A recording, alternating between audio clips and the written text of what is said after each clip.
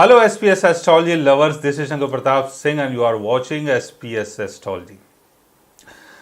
दोस्तों, करियर की बात चल रही है और 2024 में आप लोगों का करियर कैसा रहने वाला है उसके बारे में आज हम बात करेंगे। और आज का जो टॉपिक है वो है कैंसर के लिए।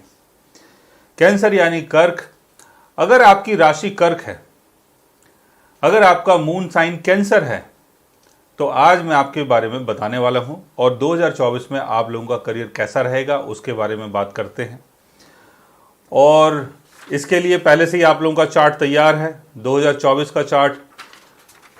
कुछ मेजर चेंजेस आने वाले हैं, कुछ मेजर चेंजेस आएंगे और उनका इम्पैक्ट आपकी लाइफ में 2024 में पड़ेगा। और अगर हम कैंसर की बात करते हैं तो कैंसर वाले लोग बड़े इमोशनल होते हैं क्योंकि इसका जो स्वामी है वो है चंद्र, मून।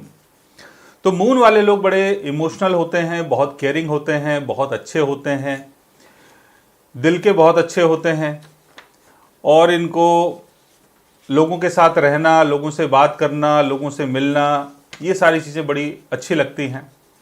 और अगर किसी के मित्र बनते हैं, दोस्त बनते हैं या किसी से इनकी शादी होती है तो जो भी इनका पार्टनर है, जो भी इनका दोस्त यार है, उसकी बहुत केयर करते हैं। खाना पीना इनको बहुत अच्छा लगता है, खाने बनाने के शौकीन होते हैं, कंफर्टेबल लाइफ लीड करने के शौकीन होते हैं और जीवन में ऐसा रहना पसंद करते हैं कि जहां पर इनको सुख और आराम मिले। ज़्यादा मेहनत करना, ज़्यादा हार्डवर्क करना इनको पसंद नहीं आता है। और जैसे मैंने बताया इसका लॉर्ड मून है तो मदर की ब्लेसिंग भी इनको काफ़ी मिलती है, मदर की केयर बहुत मिलती है। इनकी जो मदर होती हैं वो भी इनको बड़ा केयर करती हैं। तो बात करते हैं कि 2024 में कैंसर वालों का करियर कैसा रहने वाला है। अगर हम इसमें प्लेंटी पोजीशन को देखें प्रॉपर तरीके से तो 1 मई 2024 में जुपिटर की अगर प्लेसमेंट देखते हैं तो जुपिटर आपके 6th हाउस यानी जॉब, डेली का काम, 9th हाउस यानी long distance travel, education, higher education, इन दोनों हाउसेस का लॉर्ड होके जुपिटर की प्लेसमेंट आपके 10th हाउस करियर के हाउस में है और इसको शनि देख रहा है अपने 3rd एस्पेक्ट से।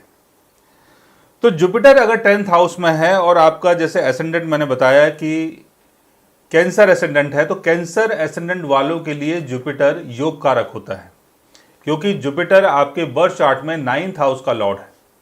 तो 9th हाउस का लॉर्ड होने के कारण जुपिटर आपके लिए बेनिफिक हो गया। अब जुपिटर की जो प्लेसमेंट है वो अपने फ्रेंडली साइन में है, एरीज साइन में है, 10th हाउस में है। 10th हाउस जो है करियर का हाउस है। जुपिटर अगर करियर के हाउस में प्लेस्ड होगा तो आपके काम धंधे को जुपिटर यहां पर बढ़ा देगा।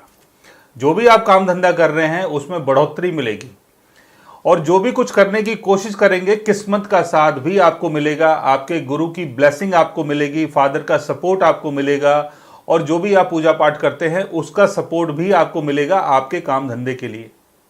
तो कितनी अच्छी बात हो गई। लेकिन इसके ऊपर सैटर्न का एस्पेक्ट पड़ रहा है और सैटर्न की अगर हम बात करते हैं तो सैटर्न आपके 8th हाउस में है और अपने ओन साइन में है। सैटर्न अगर 8th हाउस में होगा और अगर अपने ओन साइन में होगा तो आपकी कुंडली में बहुत अच्छा वाला विपरीत राजयोग भी बन रहा है। तो सैटर्न यहां पर प्लेस्ड है और सैटर्न का 3rd एस्पेक्ट आपके जुपिटर के ऊपर पड़ रहा है। तो इसका मतलब यह हुआ कि जो भी आप काम कर रहे हैं बहुत सिंसियर तरीके से करें, बहुत अच्छे तरीके से करें, मेहनत करके करें और खाली किस्मत के ऊपर भरोसा ना करें। मेहनत करेंगे तो आपको आगे चल के और ज्यादा तरक्की मिलेगी और ज्यादा बेनिफिट मिलने वाला है। साथ में अगर हम राहु केतु की बात करते हैं तो राहु आपके 9th हाउस में है। 9th हाउस भाग्य का हाउस है, लॉन्ग डिस्टेंस ट्रेवल का हाउस है। बाहर जाने की इच्छा हो सकती है। आप अगर बहुत दिनों से सोच रहे थे कि चलो भाई बाहर चलते हैं, कुछ करेंगे, काम धंधा करेंगे, तो बाहर जाने की इच्छा हो सकती है। लेकिन आपको बाहर जाके इतना ज़्यादा बेनिफिट नहीं होने वाला है। तो अगर बाहर जाने की इच्छा है, घूमना चाहते हो तो घूम फिर के आ जाओ। लेकिन बाहर जाके अगर आप कुछ काम करना चाहते हैं तो उसके लिए 2024 आपके लिए अच्छा नहीं है। लेकिन घूमने के लिए बहुत अच्छा है। आपका राहु चाहता है कि आप घूमें। राहु का 5th एस्पेक्ट आपके 1st हाउस के ऊपर भी पड़ रहा है।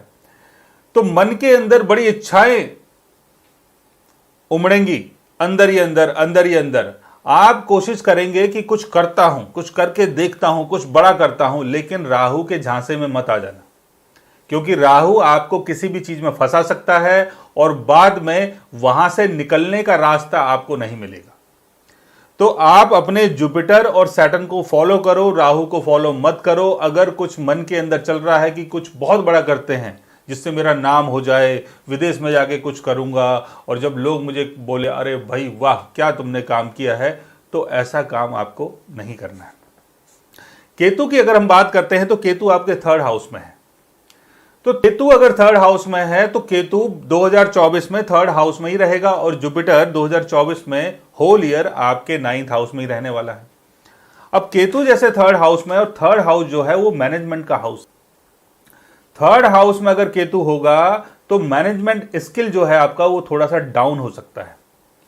तो आपको बहुत ज़्यादा केयर की ज़रूरत है कि जो भी आप काम कर रहे हैं उस काम में बड़े सिंसियर रहें, मेहनत से काम करें और अपने मैनेजमेंट के ऊपर भी ध्यान रखें, क्योंकि मैनेजमेंट अगर आपका वीक हुआ तो आपके नीचे काम करने वाले जो लोग हैं वो आपको नुकसान दे सकते हैं। तो आपके बर्थ चार्ट में और भी प्लेनेटरी पोजीशन को अगर हम देखें इसके बाद, तो जैसे मैंने बताया कि जुपिटर 10th हाउस में है और 1 मई तक जुपिटर 10th हाउस में रहने वाला है, लेकिन उसके बाद जुपिटर की जो प्लेसमेंट है वो 11th हाउस में हो जाएगी। और जैसे मैंने बताया था कि जुपिटर आपके 6th हाउस जॉब का लॉर्ड है, 9th house long distance travel का लॉर्ड है, हायर एजुकेशन का लॉर्ड है और उसकी प्लेसमेंट आपके 11th हाउस में होने वाली है। तो यहां पर जॉब के थ्रू गेन, यानी कोई जॉब आपको मिल सकती है जिसके लिए आप बहुत दिनों से ट्राई कर रहे थे, जॉब नहीं लग रही थी, नहीं मिल रही थी, अब आपको जॉब मिल सकती है और जॉब के थ्रू गेन भी दिखाई देता है। और ऐसे में जब जुपिटर ट्रांजिट हो जाएगा आपके 11th हाउस में और उसके बाद अगर आप कहीं बाहर जाना चाहते हैं, लॉन्ग डिस्टेंस ट्रेवल करना चाहते हैं, तो उसमें भी आपको गेन होता हुआ दिखाई दे रहा है। लेकिन 1 मई से पहले आपको ज्यादा गेन नहीं होगा, क्योंकि शनि का एस्पेक्ट भी जुपिटर के ऊपर पड़ रहा है और जुपिटर के ऊपर अगर शनि का एस्पेक्ट पड़ेगा तो आप ज्यादा खुल के कुछ काम नहीं कर पाएंगे। लेकिन जुपिटर अगर 11th हाउस में चला जाएगा, और 11th हाउस जो है वो गेन का हाउस माना जाता है, 11th हाउस में अगर जुपिटर होगा, 9th हाउस का लॉर्ड होगा, 6th हाउस का लॉर्ड होगा, तो काम धंधे के थ्रू मॉनेटरी गेन भी होने वाला है। तो आप बहुत अच्छा काम कर सकते हैं। लेकिन जैसे मैंने आपको बताया कि शनि आपके 8th हाउस में है, 8th हाउस का संबंध रिसर्च से है, तो कोई भी ऐसा काम जहां पर आप किसी रिसर्च फील्ड में हैं, कुछ इन्वेंशन करना चाहते हैं, कुछ नया करना चाहते हैं, कुछ नया करके दुनिया को दिखाना चाहते हैं, अगर आप साइंटिस्ट हैं, अगर आप रेकी हीलिंग करते हैं, अगर आप एस्ट्रोलॉजर हैं, अगर आप कुछ ऐसा काम करते हैं जहां पर सीक्रेट डील होती हो, जैसे ETS हो गया, रॉ हो गया, या जो इनकम टैक्स डिपार्टमेंट हो गया, या दूसरों की मनी के साथ अगर आप डील करते हैं, दूसरों के पैसे को अगर आप हैंडल करते हैं, कुछ बैंक खोलना चाहते हैं, बैंक से संबंधित कुछ ऐसा काम करना चाहते हैं, चिटफंड कंपनी खोलना चाहते हैं, तो उसके लिए बहुत अच्छा योग आपके बर्थ चार्ट में बनता हुआ दिखाई दे रहा है। सो गाइस, आज मैंने आपको बताया 2024 में कैंसर वालों का करियर कैसा रहने वाला है। अगर आप भी जानना चाहते हैं अपने बर्थ चार्ट के बारे में या अपने करियर के बारे में, 2024 के बारे में, तो उसके लिए आप हमारे चैनल को सब्सक्राइब कर सकते हैं। और अगर आप हमसे बात करना चाहें, कंसल्ट करना चाहें, पर्सनली हमसे मिलना चाहें, तो आप हमारी वेबसाइट के थ्रू, हमारे ऐप के थ्रू हमसे मिल भी सकते हैं, बात भी कर सकते हैं, और गाइज आप हमसे कंसल्ट भी कर सकते हैं। So guys, take care, love you all and good bye.